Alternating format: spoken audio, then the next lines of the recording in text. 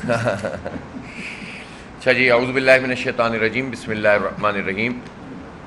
آپ تمام خواتین و حضرات کا، میڈیا کے دوستوں کا، تشریف آوری کا بہت شکریہ۔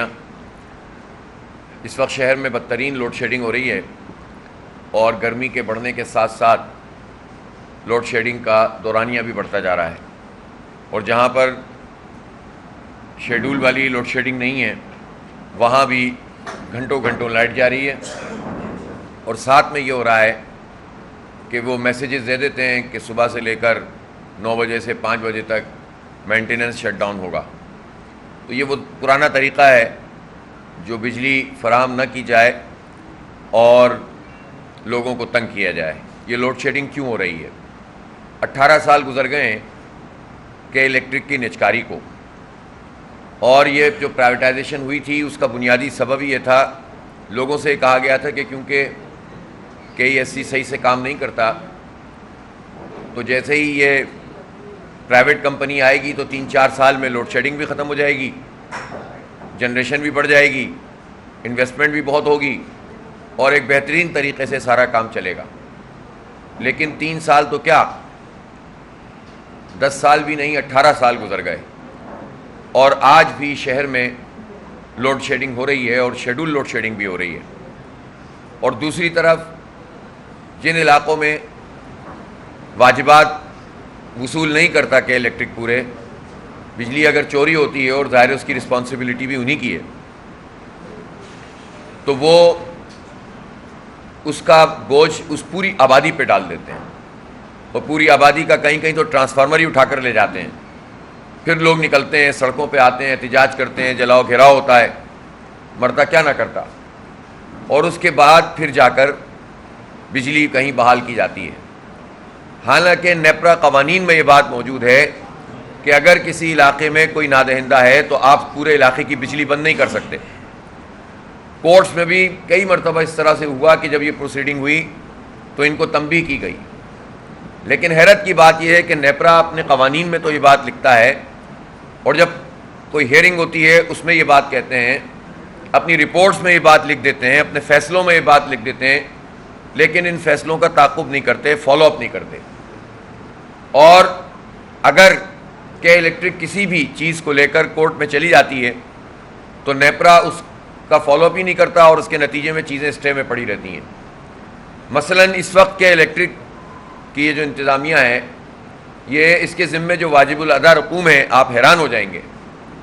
یعنی اگر شہر میں کوئی آدمی 1 مہینے بجلی کا بل نہ دے تو اس کی بجلی کٹ جاتی ہے، لیکن الیکٹرک 2018 سے اس نے NTDC جو نیشنل گرڈ ہے ہمارا، اس سے جو یہ بجلی ہم لیتے ہیں، یہاں سپلائی کی جاتی ہے، اس کی ادائیگی نہیں کی، 2018 سے ادائیگی نہیں کی، اور 5 سال گزرنے کے باوجود ان کا لائسنس کینسل نہیں ہوتا۔ شہریوں کے گھروں اور دکانوں کی بجلی 1 مہینے میں کٹ جاتی ہے، لیکن الیکٹرک کے لیے ساری مراحت ہیں، اور وہ بغیر معاہدے کے، یعنی ہم سے پیسے چارج کر رہے ہیں، سستی بجلی وہاں سے لے کر مہنگی بجلی کا ٹیرف ہمیں ملتا ہے، ہم سے پیسے چارج کر رہے ہیں لیکن ادائیگی نہیں کر رہے، اور پھر ان کا حساب کتاب سبسڈیز کے ذریعے سے بیلنس کر دیا جاتا ہے۔ اس مرتبہ تاریخی 170 ارب روپے کا تاریخی سبسڈی دی گئی ہے کہ الیکٹرک کو۔ اس کا کراچی کے عوام کو کیا فائدہ؟ یعنی یہ مہنگی بجلی بنائیں، خراب پلانٹ چلائیں، اور زیادہ فیول خرچ کریں، پاکستان کی معیشت پہ بوجھ بھی پڑے، زیادہ فیول آئے گا، زیادہ امپورٹ ہوگی، زیادہ ہمارا ڈیفیسٹ بڑھے گا، تو یہ فیول بھی زیادہ خرچ کریں، ایفیشنسی بھی ان کے پلانٹس کی نہ ہو، چونکہ انہوں نے انویسٹمنٹ نہیں کی، جھوٹ بولا ہے، دھوکہ دیا ہے، اور پھر اس کے ساتھ ساتھ یہ ادائیگیاں بھی نہ کریں تو ان کو سبسڈی ملے گی۔ یہ سبسڈی تو قومی خزانے سے ملتی ہے، ادھر سے لیں یا ادھر سے لیں، اور ظاہر ہے قومی خزانے کی ایک بڑی رقم کراچی ادا کرتا ہے۔ تو آپ اندازہ لگائیے کہ ایک گروپ کو، ایک کمپنی کو، کیونکہ یہ پرائیویٹائزڈ ہے، اس کے شیئر زیادہ تر ان کے پاس ہیں، اس کو نوازنے کے لیے تو آپ پوری طرح سے قومی خزانے پر بوجھ ڈالتے ہیں اور کوئی چوں بھی نہیں کرتے. نہ کہ الیکٹرک ان کو کچھ کہہ رہا ہے, وہ جو آئی ایم ایف ہے وہ بھی ان کو کچھ نہیں کہہ رہا کہ آپ کیا کر رہے ہیں یہ. اس لیے کہ لگتا یہ ہے کہ ہر طرف ہی ایک کک بیکس کا ایک نظام ہے اور سب اس میں جو ہے وہ فیضیاب ہو رہے ہیں. اب یہ تقریباً ہو گئے ہیں 47 ارب روپے جو کراچی کے شہریوں کے پیسے ہیں کلو بیک. وہ کلو بیک کی رقم میں کراچی کے شہریوں کو یہ بل میں واپس ملنے چاہیے, لیکن یہ پیسے کہ الیکٹرک واپس نہیں کر رہی, نہ نیپرا کچھ کہہ رہا ہے نہ کورٹس کچھ کہتی ہیں. اب آپ یہ بتائیے کہ ایسے یہ جو سوئی ساؤدرن گیس ہے, اس سوئی ساؤدرن گیس کے یہ نادہندہ چلے آ رہے ہیں کتنے عرصے سے, اور یہ رقم اب بن گئی ہے 87 ارب روپے تقریباً. 87 ارب روپے یہ پاکستان کے ہی ایک ادارے کے نادہندہ ہیں, لیکن اس کے باوجود بغیر ایگریمنٹ کے ان کو گیس کی سپلائی ہو رہی ہے. 662 ارب روپے ہیں جو این ٹی ڈی سی کے ان کو ادا کرنے ہیں, وہاں سے ان کو مل رہی ہے بجلی, ادائیگیاں کر نہیں رہے, اور یہ سارا کا سارا بوجھ کراچی کے عوام پہ ڈل رہا ہے. تو یہ ایسے کون لوگ ہیں؟ اس وقت ان کے لائسنس کا ایشو چل رہا ہے, جولائی میں ان کا لائسنس ایکسپائر ہو رہا ہے ڈسٹریبیوشن کا. ایسے موقع پر جب ان کی پرفارمنس بھی اتنی خراب ہے تو پورے شہر کی یہ آواز ہے کہ ان کا لائسنس کینسل کرو اور ملٹیپل کمپنیوں کے کو انوائٹ کرو تاکہ کمپٹیشن ہو, تاکہ اس کا فائدہ عوام کو ہو. جس طرح موبائل کمپنیوں میں کمپٹیشن ہے تو فائدہ ملتا ہے ہمیں ریٹس میں, اسی طرح سے دنیا بھر کی یہ پریکٹس ہے. یہ اتنے بڑے بڑے جغادری اسحاق ڈار جیسے لوگ جو اپنے آپ کو معیشت کا پتہ نہیں کیا سمجھتے ہیں, وہ تو جو حال ہوا ہے وہ ہوا ہے, اور چاہے ان کے ہوں یا کسی بھی حکومت کے ہوں, سب کا یہی حال ہے کہ وہ کے الیکٹرک کے آگے جھک جاتے ہیں اور اس کے خلاف کوئی کارروائی بھی نہیں ہوتی اور ان کا لائسنس بھی کینسل نہیں ہوتا. اب اگر ان کا لائسنس کینسل نہیں ہو رہا تو اس کی ذمہ دار کون ہے؟ اس کے ذمہ دار نون لیگ ہے, اس کی ذمہ دار پی پی پی ہے, اور اس کی ذمہ دار ایم کیو ایم ہے. یہ تینوں وفاقی حکومت میں ہیں اور صوبائی حکومت بھی پی پی پی کی ہے, اور ظاہر ہے کہ ایم کیو ایم کا ارینجمنٹ بھی ہے ان کے ساتھ. تو اگر لوڈ شیڈنگ ختم نہیں ہو رہی, لائسنس ان کا کینسل نہیں ہو رہا, انویسٹمنٹ یہ کمپنی نہیں کر رہی, کراچی کے لوگوں پر اوور بلنگ کرتے ہیں, سب سے مہنگی بجلی یہ ادارہ بنا رہا ہے, جنریشن کا ان کا حال یہ ہے کہ جتنے یونٹ 2005 میں یہ جنریٹ کر رہے تھے 9-10% کم ہی جنریٹ کر رہے ہیں اس وقت. 2005 سے آج 2023 ہو گیا, دنیا بدل گئی. 18 سال میں بجائے اس کے کہ بجلی زیادہ بنانا شروع کرتے ہیں, تقریباً 10% کم بنا رہے ہیں 5 کے مقابلے میں, جبکہ انہیں اس وقت 2005 میں طے ہوا تھا کہ تقریباً $370 ملین کی انویسٹمنٹ کرنی تھی ان کو, جو انہوں نے نہیں کی تھی, 3 سال میں کرنی تھی. تو آپ یہ بتائیں انویسٹمنٹ یہ کریں نہیں, جتنا لاس ہو وہ ہمارے ٹیکسوں کے پیسوں سے ان کو ادا کیا جائے, سبسڈیز کے نام پر ان کو پیسے دیے جائیں, بغیر معاہدے کے ان کو جو ہے لائسنس بھی مل رہا ہے اور کام کرنے کا موقع بھی مل رہا ہے. تو اتنا جو کرپشن کا یہ پورا دھندا ہے, اس دھندے کے پیچھے کون ہے اور کون سی ایسی طاقت ہے جو پاکستان کی اس تباہ حال معیشت کے زمانے میں کہ الیکٹرک مافیا کی سرپرست ہے؟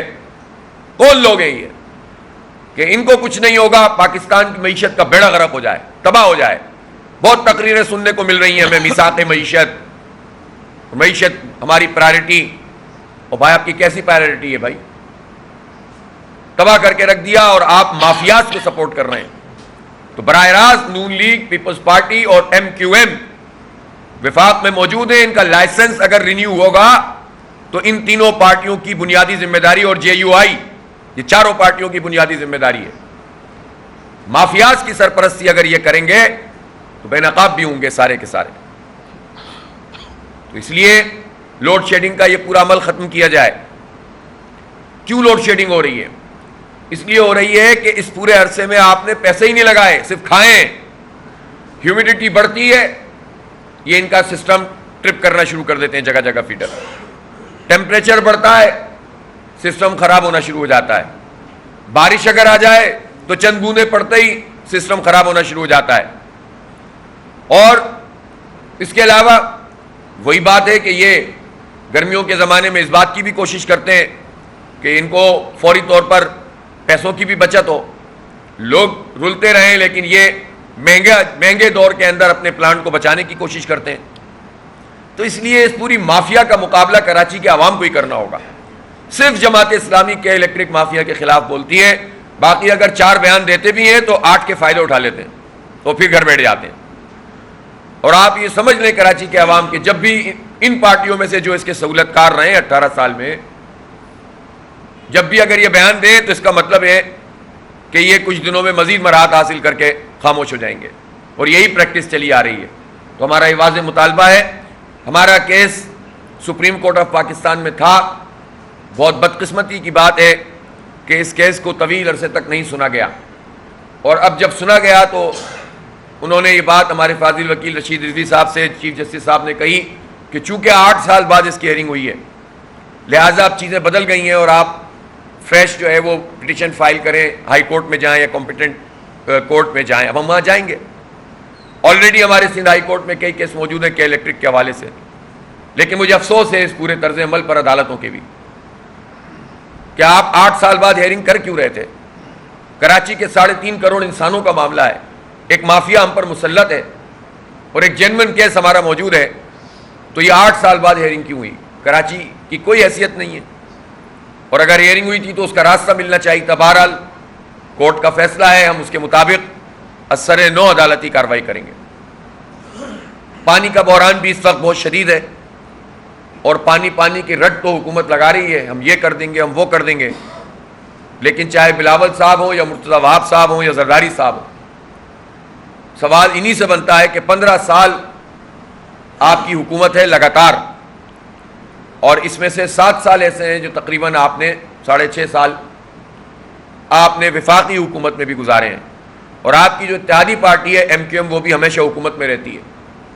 تو ان 15 سال میں، اور اس سے پہلے کے بھی 3 سال لگا لیجئے، کیونکہ 2005 میں K3 منصوبہ مکمل ہوا تھا، تو ان 18 سال میں ان پارٹیوں نے کراچی میں پانی کے لیے 1 بوند کا بھی اضافہ نہیں کیا۔ یہ ایک ایسی حقیقت ہے جو ان کا پیچھا کرے گی، اور اس کے لیے کوئی قدم بھی نہیں اٹھایا۔ پہلا قدم K4 کی تکمیل کا یہ ہے کہ اس کو پانی کی سینکشن تو کی جائے پیچھے سے۔ تو یہ زرداری صاحب اس کا اعلان کریں نا، میثاق معیشت اس کا تو اعلان کریں، وفاق میں موجود ہیں، پروجیکٹ بلاول چلا رہے ہیں، وہ بتائیں نا کہ کراچی کے کوٹے میں جو 1991 کا جو ٹریٹی ہے، معاہدہ ہے، یہ ساری پارٹیاں اب اکٹھی ہیں، کوئی اختلاف بھی نہیں کرے گا، تو یہ کہیں کہ ہم 1% اضافہ کر رہے ہیں ریور انڈس میں تاکہ 1200 کیوسک پانی ملے کراچی کو، تو اسی سے تو K4 اس کی آگمنٹیشن ہوگی، وہ چلے گا۔ اگر وہ پانی نہیں آئے گا تو K4 کیسے چلے گا؟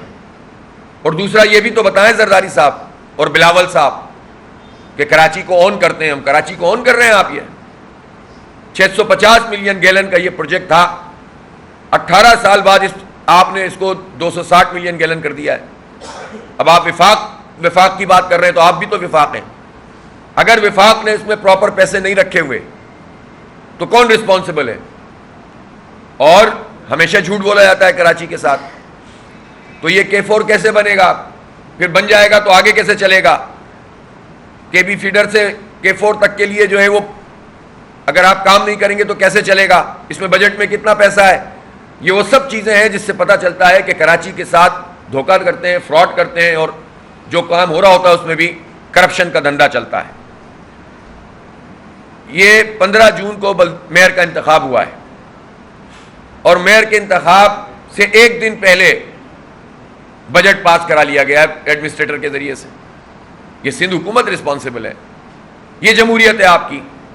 15 تاریخ کو آپ میئر کا انتخاب کر رہے ہیں، اور آپ نے تو کارروائی پوری کر ہی لی تھی، آپ نے تو جمہوریت پہ شب خون مار ہی دیا تھا، آپ نے تو قتل کر ہی دیا تھا مینڈیٹ کو، اور آپ نے تو اپنی پسند کا میئر مسلط کر ہی دینا تھا۔ تو اپنی پسند کا جو میئر مسلط کیا ہے اس کو بھی اختیار آپ نہیں دینا چاہتے تھے کہ وہ بجٹ پاس کریں، اور آپ نے ایڈمنسٹریٹر کے ذریعے 14 جون کو بجٹ پاس کرا دیا بلدیہ کا۔ تو یہ کتنی بڑی جمہوریت دشمنی ہے اور کراچی دشمنی ہے۔ براہ راست پتہ چل رہا ہے کہ آپ کا انٹینشن کیا، تو اقدام نظر آ رہا ہے جو کراچی دشمن اور جمہوریت دشمن، اور آپ رتی برابر بھی بلدیاتی اداروں کو اختیار نہیں دینا چاہتے، چاہے آپ ہی قبضہ کر کے اپنا میئر بنا رہے ہو. یہ آپ کا مائنڈ سیٹ ہے، اس کو میں وڈیرا مائنڈ سیٹ کہتا ہوں. یہ وڈیرا مائنڈ سیٹ ہے کہ طاقت ساری کی ساری ہمارے ہاتھ میں ہوگی، سب ہمارے غلام ہوں گے، چاہے ہماری پارٹی کے لوگ ہی کیوں نہ ہو. کریں نا مرتضیٰ وہاب اس کی وضاحت، کراچی کے نمائندے کے طور پر بتائیں نا ذرا، جو اپنے آپ کو اتنا بڑا نمائندہ قرار دے رہے ہیں مسلط ہونے کے بعد، کہ یہ 14 تاریخ کا بجٹ کی کیا حیثیت ہے.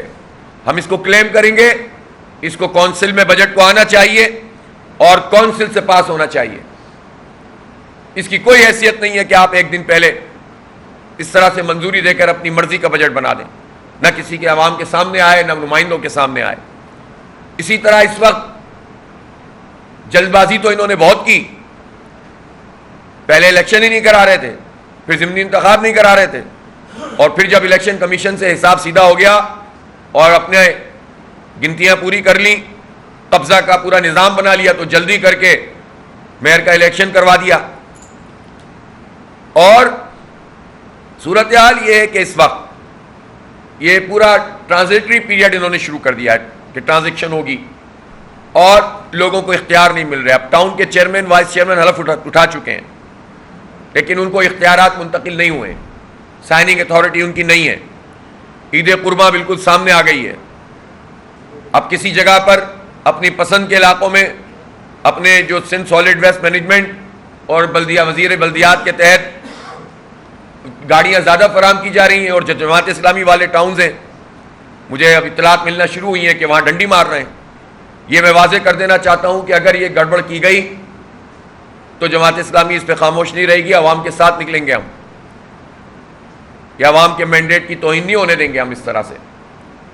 تو یہ فوری طور پر اختیارات منتقل کیے جائیں ٹاؤن کے چیئرمین وائس چیئرمین کو، چاہے کسی بھی پارٹی کے ہوں، تاکہ کام تو آگے بڑھ سکے. اب پورا ملبہ گرائیں گے یہ منتخب نمائندوں پر اور سسٹم چلائیں گے خود.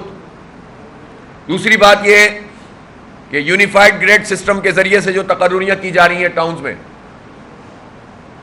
وہ بالکل غلط ہے، زیادتی ہے کراچی کے ساتھ. اور وہ ملازمین جو آلریڈی کے ایم سی کے نظام میں، ڈی ایم سیز کے نظام میں اور اب ٹاؤنز کے نظام میں، وہ اب کسی بھی ڈپارٹمنٹ کے ہیڈ نہیں ہو سکتے. تو کراچی کا ڈومیسائل رکھنا اور کراچی کے سسٹم کے ذریعے سے آگے بڑھنا، یہ اتنا بڑا جرم ہے پیپلز پارٹی کے نزدیک کہ اس کا کوئی سرکاری ملازم کسی ڈپارٹمنٹ کا ہیڈ نہیں بن سکتا، اور وہ انہی کے سسٹم کے تحت آئے گا. تو آپ اندازہ کر سکتے ہیں، پھر ان سے بات کرو تو یہ بلبلاتے ہیں. یہ ہے وڈیرا مائنڈ سیٹ کہ کسی کو اختیار ہی مت دو، پورے شہر کو ہڑپ کر جاؤ، لیکن کسی کو آگے نہیں بڑھنے دو گے اس شہر میں، کسی کو ترقی نہیں کرنے دو گے، کسی کے ہاتھ میں کمان نہیں دو گے، تم وڈیرا شاہی سسٹم کو مسلط کر کے رکھو گے.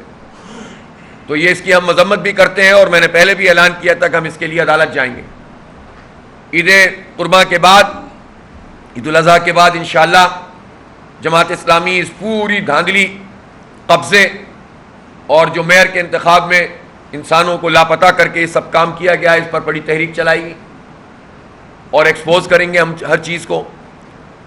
اور انشاءاللہ کراچی میں بہت بڑا ہم مارچ بھی کریں گے اور ماس موبلائزیشن بھی کریں گے. ہم کراچی کے اس مینڈیٹ پہ ڈاکہ قبول نہیں کر سکتے. ابھی اسلام آباد میں بہت بڑا احتجاج ہوا، الحمدللہ لوگوں نے ہمارا ساتھ دیا ہے، اور اس وقت کراچی کے جو میئر کا معاملہ ہے پورے پاکستان میں سب سے بڑا موضوع ہے، اور اکراس دی بورڈ پورے پاکستان کے اوورسیز پاکستانیوں میں بھی، بلکہ ایمبیسیز میں بھی یہ موضوع ڈسکس ہو رہا ہے کہ 192 کیسے ہار جاتا ہے اور 173 کیسے جیت جاتا ہے، 3 لاکھ کیسے زیادہ ہو جاتے ہیں اور 9 لاکھ کیسے کم ہو جاتے ہیں. سب حیران ہیں. میرا خیال ہے امریکہ اور برطانیہ نے تو اس پر ایک ڈیسک بنا دی ہوگی اپنی ایمبیسیز میں، یا اپنی حکومتوں سے کہا ہوگا کہ اس اسپیشل کیس کو ذرا سا دیکھا جائے، تاکہ ہم بھی اپنی جمہوریتوں میں اس بات کی گنجائش پیدا کریں کہ کبھی کبھی ضرورت پڑتی ہوگی ان کو بھی، کہ جو اقلیت میں ہیں وہ پاس نہیں کروا پاتے ہوں گے، تو پیپلز پارٹی اور بلاول سے پوری طرح سے سبق حاصل کریں گے کہ کیسے آپ 173 کو زیادہ اور 192 کو کم کر سکتے ہیں، اور کیسے آپ 3 لاکھ کو زیادہ اور 9 لاکھ کو کم کر سکتے ہیں. تو بلاول کے ہو سکتا ہے اپوائنٹمنٹ کر لے پوری یورپی یونین یہ میتھمیٹکس سکھانے کے لیے. اور وہ وزیر خارجہ تو جیسے بھی ہیں اس کے اثرات تو ہمیں پتہ چل گئے, جو انڈیا اور امریکہ کا اعلامیہ جاری ہوا کہ ان کی جو آنیاں جانیاں تھیں اس نے کیا دیا ہمیں.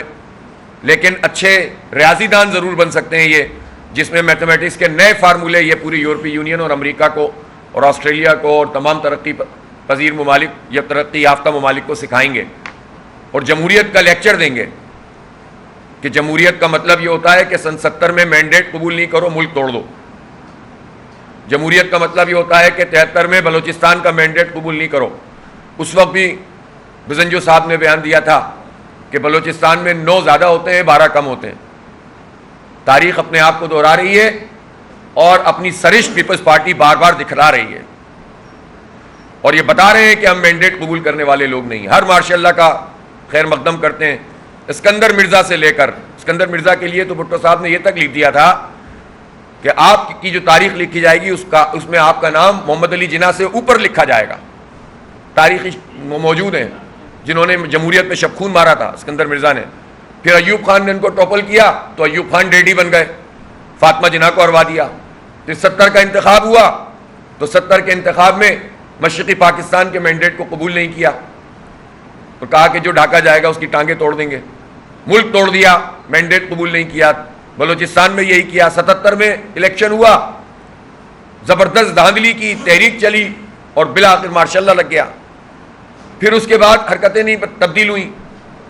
ہر انتخاب میں سینٹ میں خرید و فروخت کرتے ہیں. ابھی تازہ کارروائی انہوں نے چند سال پہلے کی بلوچستان میں اور کے پی میں, جہاں 8 ممبرز پر انہوں نے 2 سینیٹر بنا لیے, 28 کی ضرورت تھی.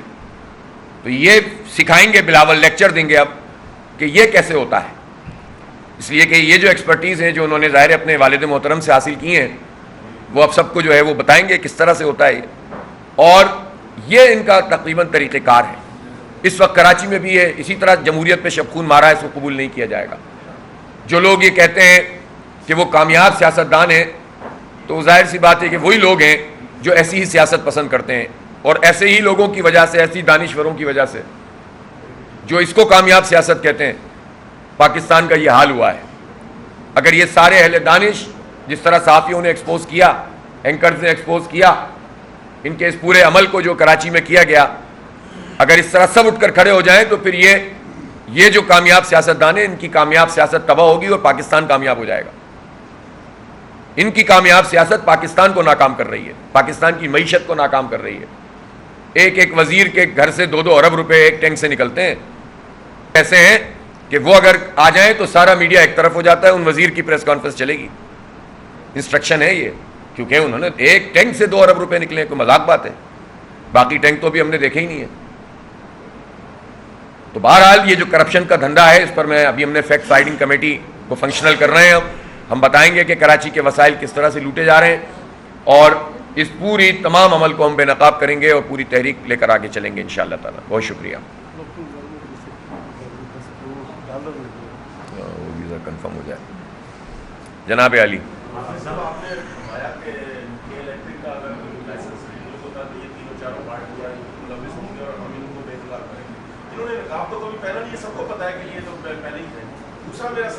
سوری سر, میں اپنی غلطی مان لیتا ہوں.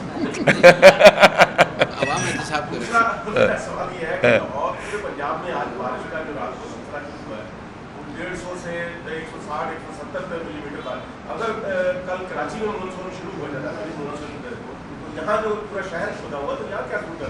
کے الیکٹرک تو پہلے بجلی دیتی نہیں ہے تو جانی نقصان ہوگا, اس کا ذمہ دار کون ہوگا؟ دیکھیں یہ بات بالکل صحیح ہے کہ ہم تو دعائیں مانگتے ہیں اتنا سخت موسم ہے اللہ تعالیٰ بارش برسائے, لیکن ہمارے ہاں یہ رحمت کی بارش ان ظالموں کی وجہ سے زحمت بن جاتی ہے.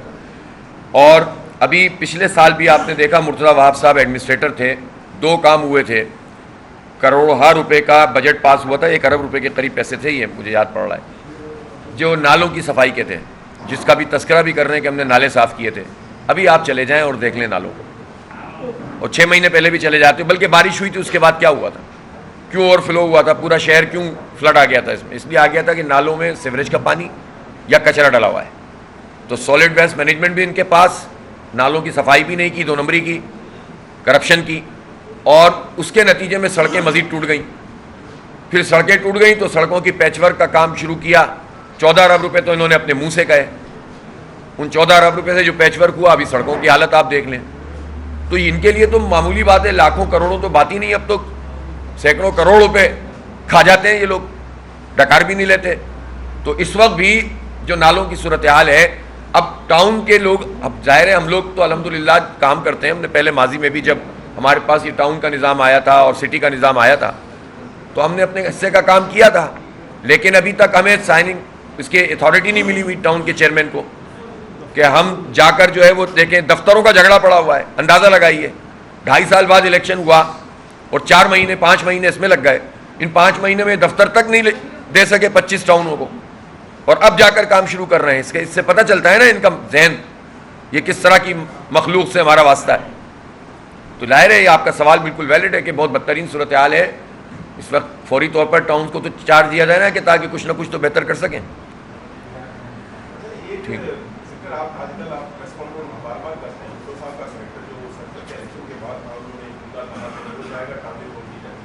سیاستدان اتنے کمزور تھے کہ وہ ٹانگیں بچانے کے چکر میں ملک توڑوا بیٹھے, اور ایک بھٹو سے ڈرتی رہی کہ دیکھ انہوں نے کہہ دیا ٹانگیں توڑ دیں. یہ سب کو معلوم ہے کہ مشرقی پاکستان کے 3 بڑے کریکٹر تھے. ہم کوئی مجیب کو اسپیئر نہیں کر رہے کہ اس نے بہت اچھا کام کیا ہے. یحییٰ خان, بھٹو صاحب اور مجیب صاحب, یہ 3 میجر کریکٹر تھے جس نے پاکستان توڑا تھا.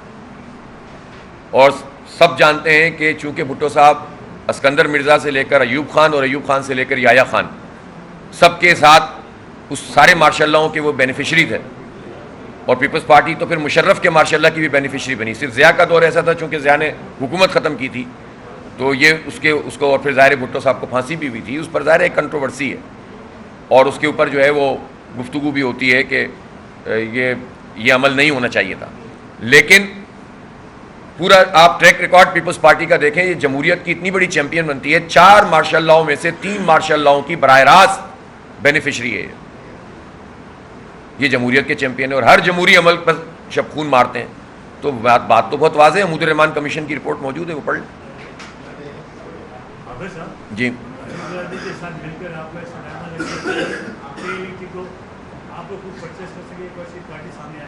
نہیں, سب سامنے آئیں گی. دیکھیں پاکستان میں بہرحال ادارے تو موجود ہیں نا. ایک کمپٹیشن کمیشن آف پاکستان ہے, اس سے گزاریں, انوائٹ کریں لوگوں کو. تو بات یہ ہے کہ جو ان کی جو منوپلی ہے, ایکسکلوزیوٹی ہے کہ بھائی انہی کو مل سکتا ہے, اس کے لیے تو ہم نے ظاہر ہے بڑی لڑائی لڑی ہے. اور سپریم کورٹ نے بھی کہا کہ ان کی ایکسکلوزیوٹی ختم کی جائے, اور اس کو اب ختم کیا گیا ہے. لیکن کوئی سامنے لائیں گے تو لوگ آئیں گے نا. یہ ان کا ہی لائسنس آگے بڑھا دیں گے, رینیو کر دیں گے, تو کون سامنے آئے گا؟ نہیں, میرے پاس تو اتنے پیسے نہیں ہیں. نہیں کریں گے, بہت لوگ آ سکتے ہیں, لیکن ظاہر سی بات ہے کہ یہ پورا عمل ہی ایسا بنا ہوا ہے نا جس میں لوگ پھر یہ دیکھتے ہیں نا کہ ہم سامنے آ کر کیسے کر سکتے ہیں جب پوری مافیاز کام کر رہی ہیں.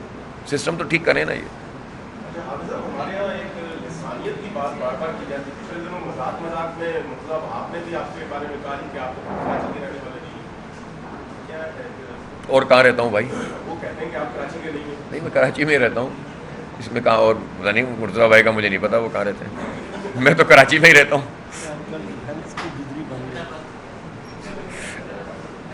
جی جی, شکریہ جناب, جزاک اللہ.